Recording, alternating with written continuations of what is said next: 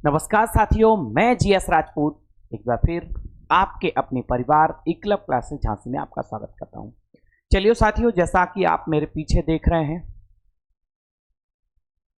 RPF vacancy का notice जारी हो गया है, फॉर्म की डेट भी आ गई है। अब हम थोड़ा सा जान लेते हैं फिजिकल और सिलेबस के बारे में। फिजिकल क्या रहने वाला है और सिलेबस क्या रहने वाला है, इस पे हम लोग बात कर लेते हैं ज्यादा टाइम ना लेते हुए। चलिए साथियों, तो बढ़ जाते हैं आगे।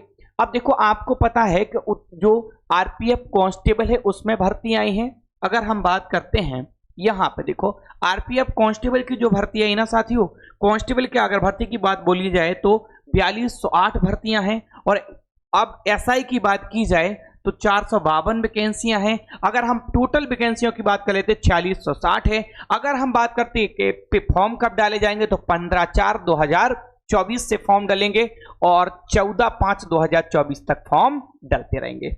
साथियों, मैं अगर छोटी सी बात कर लूं कि जो सब इंस्पेक्टर है एसआई है, इसमें वेतन कितनी होगी तो 35,400। वहीं अगर मैं बात कर लूं कि भाई जो कांस्टेबल है उसमें कितनी होगी तो 21,700।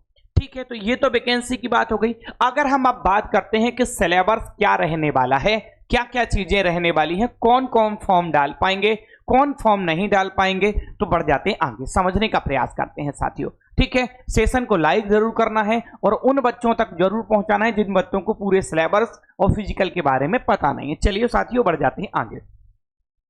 देखो क्या क्या है, आरपीएफ कांस्टेबल दिया और आरपीएफ एसआई दिया। यहां देख लेते, कांस्टेबल के लिए जो एज लिमिट है वो 18 से 28 मांगा गया है। अच्छा, 18 से 28 मांगने के बाद ओबीसी कैंडिडेट को 3 साल का रिलैक्सेशन मिला है, एससी और एसटी कैंडिडेट को 5 साल का रिलैक्सेशन मिला है। ठीक है, बाकायदा रेलवे ने रिलैक्सेशन को देखते हुए बाकायदा सही कुछ लिया है, कहीं कोई दिक्कत ना है। वहीं में अगर एसआई में बात कर लूं, एसआई में आरपीएफ का जो एसआई से आया है तो उसकी डेट क्या मांगी गई है। एसआई के लिए देखा जाए तो 20 साल जब उम्र हो गई तो 20 से 28 वाला।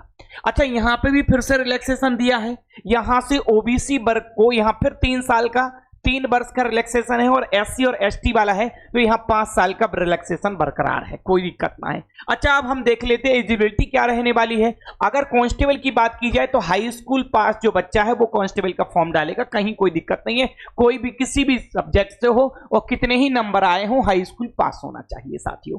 चलिए आगे बढ़ जाते हैं। अब आरपीएफ में जो एसआई में है उसमें क्या एलिजिबिलिटी मांगी गई है तो बैचलर डिग्री आपके पास होनी चाहिए, यानी आप बीए बीएससी बीकॉम पास आपको होना चाहिए। बैचलर डिग्री यहां पे मांगी गई है, हाई स्कूल से काम नहीं चलेगा। अब देखो आगे बढ़ जाते हैं बच्चा, आगे बढ़ जाते हैं तो अब देख ले रहे हैं हम लोग, पहले फिजिकल को देख लेते साथियों, फिर उसके बाद आ जाएंगे हम कहां पे, फिर उसके बाद आ जाएंगे सिलेबस पे क्या क्या आएगा। अगर हम फिजिकल की बात कर लेते हैं बच्चा, तो सबसे पहले हम कांस्टेबल का फिजिकल देख रहे हैं। सबसे पहले हम किसका, कांस्टेबल का फिजिकल देख रहे हैं। तो कांस्टेबल का फिजिकल क्या रहता है तो ये कांस्टेबल का फिजिकल है जो आपके सामने है। ठीक है, जी वाला जो फिजिकल हम देख रहे हैं ये कांस्टेबल वाला फिजिकल देख रहे हैं। अच्छा, अगर हम बात करेंगे उसके बाद फिर हम एसआई वाला भी देखेंगे। कांस्टेबल वाला फिजिकल की अगर हम बात करें तो देखो, अगर इसमें सबसे पहले तो हम देखेंगे मेल कैंडिडेट, फिर उसके बाद देखेंगे हम फीमेल कैंडिडेट। ठीक है, तो यहां पे सबसे पहले हम कौन से कैंडिडेट देखने जा रहे हैं, मेल कैंडिडेट। ठीक है, देखो ये मेल कैंडिडेट है, इनकी हम लोग बात कर लेते हैं। सबसे पहले मेल कैंडिडेट जो है इनकी बात कर लेते हैं। सबसे पहले देखो मेल कैंडिडेट जो है, मेल कैंडिडेट उनकी बात कर लेते, फिर फीमेल कैंडिडेट की बात कर लेंगे। ठीक है, फीमेल कैंडिडेट की बात कर लेंगे साथियों। तो सबसे पहले मेल कैंडिडेट में बात कर लेते कि हाइट देखो, पहले हम किसका यहां देख रहे हैं, अभी हम यहां पे देख रहे हैं किसके लिए, अभी हम कांस्टेबल के लिए देख रहे हैं। तो कांस्टेबल में देखेंगे हाइट क्या मांग रहा है, हाइट मांग रहा है 165 सेंटीमीटर। अगर देखो, अगर वो ओबीसी का है या ईडब्ल्यूएस है या जर्नल का है तो 165 सेंटीमीटर। वहीं अगर बात देखा जाए, अगर व्यक्ति एससी और एसटी का है तो रिलैक्सेशन दिया है उसको किसना, 160 सेंटीमीटर। अब देखो चेस्ट की बात कर रहा है कि सीना क्या रहना चाहिए तो 80 से 85 सेंटीमीटर रहना चाहिए, 80 से 85। लेकिन एससी और एसटी के लिए तो रिलैक्सेशन है 76.2 से 76.2 से 81.2 तक रहना चाहिए। एससी और एसटी के रिलैक्सेशन दिया है। अब रनिंग की बात आ जाती है मेल कैंडिडेट के लिए, रनिंग की और कांस्टेबल के लिए आ जाती है। रनिंग की बात आ जाती है प्यारे साथियों, तो 1600 मीटर रनिंग करनी है। कितने समय में करनी है और रनिंग, 5 मिनट 45 सेकंड में साथियों। अगर हम बात कर लेते हैं यहाँ पे हाई जंप की बात कर लेते हैं तो 4 फीट है। कितना है? 4 फीट है बच्चा। और लॉन्ग जंप की बात कर लेते हैं तो कितना है? 14 फीट है। ये बात तो हो गई कहां भैया? ये बात हो गई है मेल कैंडिडेट की। अब हम समझते हैं फीमेल कैंडिडेट के लिए। देखो अगर फीमेल कैंडिडेट की बात की जाए तो हाइट जो मांगी है 157 सेंटीमीटर, लेकिन अगर एससी और एसटी का कैंडिडेट है, एससी और एसटी का कैंडिडेट है तो 152 सेंटीमीटर। अब यहां पे अगर हम बात कर लेते हैं रनिंग की तो 800 मीटर रनिंग है 3 मिनट 45 सेकंड में। अगर हम बात करते हैं यहां पे हाई जंप का, हाई जंप की बात करते हैं तो यहां पे 3 फीट है, और अगर हम लॉन्ग जंप की बात करते हैं तो यहां पे 9 फीट है। इतनी बात क्लियर हुई। अगर हम अब बात कर लेते एसआई में, अब ये तो ये कांस्टेबल का था, अब हम बात कर लेते एसआई के लिए। अब जब हम एसआई के लिए बात करेंगे तो देखो ध्यान से, एसआई के लिए ये एसआई यानी आरपीएफ एसआई। अब एसआई के लिए क्या क्या रहेगा तो देखो ध्यान से, एसआई के लिए क्या क्या रहने वाला है देखो। अब देखो एसआई में पुरुष वर्ग, जो पुरुष वर्ग एसआई के लिए होगा, पुरुष वर्ग की बात कर रहे हैं, एसआई के लिए जो पुरुष वर्ग होगा उसमें क्या होगा? पुरुष वर्ग को 1600 मीटर की रनिंग होगी, 6 मिनट 30 सेकंड में रनिंग होगी। कितना? 6 मिनट 30 सेकंड में रनिंग होगी। ठीक है, पुरुष के लिए देख रहे हैं।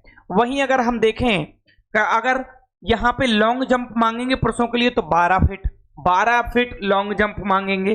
ठीक है, यहां पे अगर बात करते हैं हाई जंप की तो 3 feet 9 inch high jump SI के लिए, पुरुषों के लिए। अब महिलाओं की बात कर लेते प्यारे साथियों, महिलाओं की बात कर लेते हैं तो यहां पे महिलाओं के लिए कह रहे हैं कि 900 मीटर कितने मिनट में? 4 मिनट में दौड़ना है। और लॉन्ग जंप की बात कर लेते थे 9 फीट, और हाई जंप की बात कर लेते 3 फीट हाई जंप महिलाओं को चाहिए एसआई के लिए। इतनी बात एसआई में क्लियर हो गई बच्चा, और यहां पे कांस्टेबल में बात क्लियर हो गई। अब आ जाते हैं हम सिलेबस पे। सिलेबस क्या रहने वाला है? जो आरपीएफ का कांस्टेबल और एसआई के लिए सिलेबस क्या रहने वाला है, दोनों के लिए समझ लो आप। ठीक है, सिलेबस देखो बच्चा, सिलेबस क्या रहने वाला है। सिलेबस की हम लोग अगर चर्चा करते हैं तो देखो ध्यान से, 120 मार्क का रहना है, यानी 120 क्वेश्चन आएंगे और 120 ही अंक होंगे, यानी एक क्वेश्चन 1 नंबर का है। नेगेटिव मार्किंग भी अच्छी खासी 1/3 की रहेगी, और यहां पे 90 मिनट यानी 1.5 घंटे का आपको समय मिल रहा है। अगर हम बात करते हैं रीजनिंग की तो देखो रीजनिंग जो आप पढ़ते हो यानी सारे सब्जेक्ट यहां पूछे जाएंगे।